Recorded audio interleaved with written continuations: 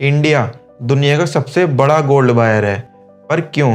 क्या सिर्फ शादी, कल्चर और ट्रेडिशन, या फिर गोल्ड एक शैडो इकोनॉमी का इंजन है जिसके अंदर एनआरआई इन्वेस्टमेंट, फॉरेन स्मगलिंग और ब्लैक मनी हवाला का पूरा एक शैडो साइकिल चलता है। इस वीडियो में हम एक ऐसी कहानी अनकवर करेंगे जो इंडिया में बहुत ही कम लोग जानते हैं। गोल्ड सिर्फ ज्वेलरी नहीं है, ये एक पैरेलल फाइनेंशियल सिस्टम है जो इंडिया की इकोनॉमी को क्वाइटली कंट्रोल करता है।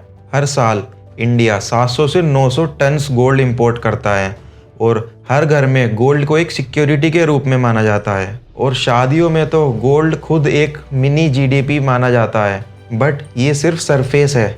अगर हम इस ऑब्सेशन का डीपर रीज़न ना समझें तो हम इंडिया की इकोनॉमी की दुखती नस को कभी समझ ही नहीं सकेंगे।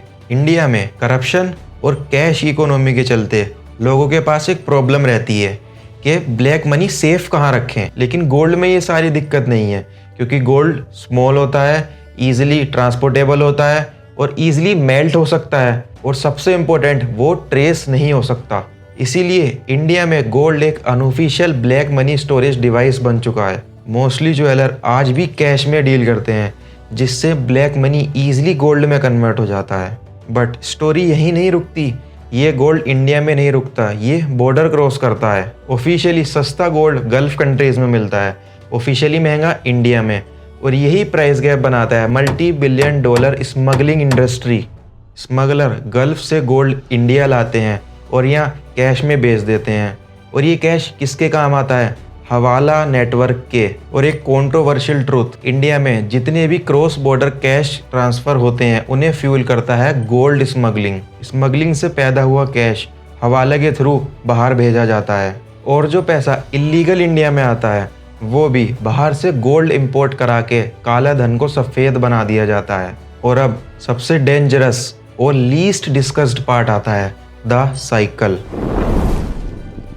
स्टेप 1, इंडिया में ब्लैक मनी को गोल्ड में कन्वर्ट कर दिया जाता है। स्टेप 2, गल्फ कंट्रीज से खरीदे हुए गोल्ड को इंडिया में बेचकर कैश जनरेट किया जाता है।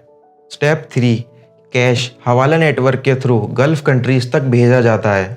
स्टेप 4, वहाँ से एक एनआरआई के नाम से इन्वेस्टमेंट बनकर इंडिया में पैसा वापस आता है। स्टेप 5, और ये कैश अब वाइट हो चुका है।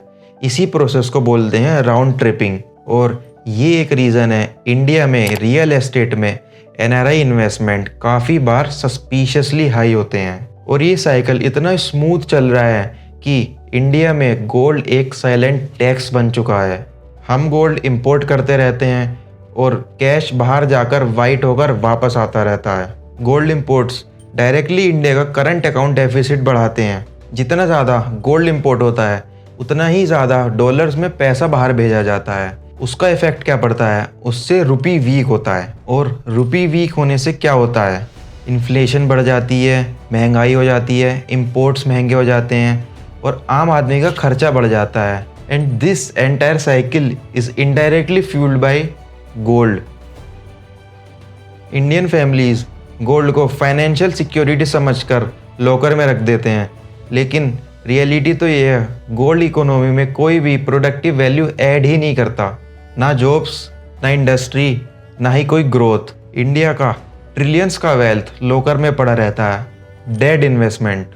गोल्ड के इस शैडो सिस्टम से बहुत लोग बेनिफिट लेते हैं। Smugglers, hawala operators, rich businessman, corrupt politicians and some NRIs. और इसीलिए ये टॉपिक कभी मेन स्ट्रीम न्यूज़ में कवर ही नहीं होता। और जो गोल्ड हम ट्रेडिशन समझते हैं वो एक्चुअल में एक century old economic loophole है।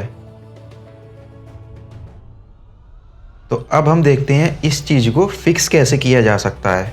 गोल्ड ट्रैकिंग सिस्टम स्ट्रोंगर होना चाहिए, और ज्वेलरी मार्केट को डिजिटाइज करना होगा, हवाला मार्केट को क्रैक करना होगा, और एनआरआई इन्वेस्टमेंट में ट्रांसपेरेंसी बढ़ानी होगी।